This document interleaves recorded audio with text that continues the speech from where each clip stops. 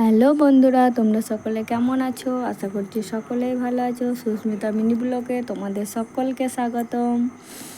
তা আজকে তোমাদের সঙ্গে আমি আমার দুপুরের মেনু শেয়ার করছি। কচু, আলু, বেগুন দিয়ে ইলিশ মাছের ঝোল আর মূলো শাক ভাজা। বাঙালি মানেই মাছে ভাতে বাঙালি। ইলিশ মাছ তো এই বর্ষার দিনে ইলিশ মাছ না খেলে হবে? ইলিশ মাছে তো এই বর্ষাতেই ইলিশ মাছের টেস্ট পাওয়া যাবে।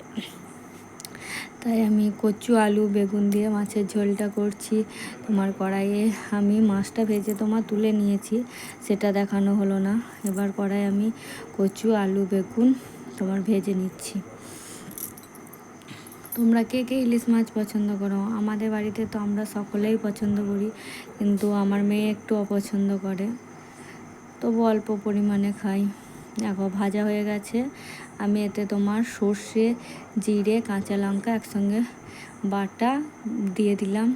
খুব অল্প সময়ে যেটা সংক্ষেপ হবে সেই তরকারিটাই তোমাদের কাছে আমি শেয়ার করছি। দেখো কত সুন্দর। এবার আমি জলটা দিয়ে দিয়েছি। এবার লবণ হলুদও দিয়ে দেব। ঝোল আমার ফুটে গেছে।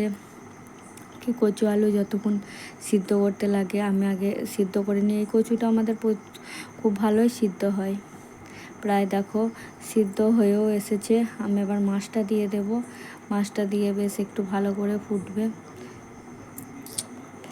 এবার আমি মাছটাও এই ঝোলে দিয়ে দেব। ঝোলটা কত সুন্দর ফুটেছে। আর তোমরা কিসে রান্না করো? আমি কিন্তু উনুনেই রান্না করি।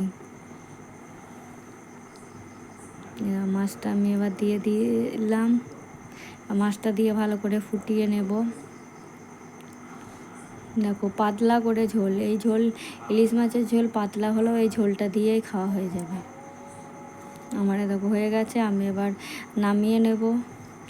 কড়াইয়ে বসিয়ে দিয়েছি। এবার তেল দিয়ে তারপরে কাঁচা লঙ্কা, পাঁচ ফোড়ন নয় সরি কালো জিরে ফোড়ন দেব।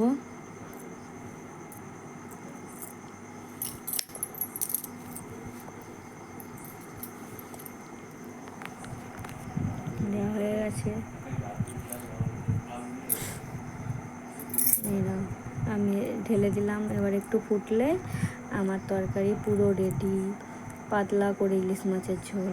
আমার এই রান্নাটা কেমন লাগলো তোমরা কমেন্ট করে জানাবে। দেখো কত সুন্দর হয়েছে। যদি আমার এই রান্নাটা ভালো লাগে, আমার চ্যানেলটাকে তোমরা সাবস্ক্রাইব করবে আর আমার এই ভিডিওটাকে লাইক, কমেন্ট, শেয়ার করবে। দেখো কত সুন্দর হয়েছে। টাটা বন্ধুরা, সকলে ভালো থেকো, সুস্থ থেকো। টাটা।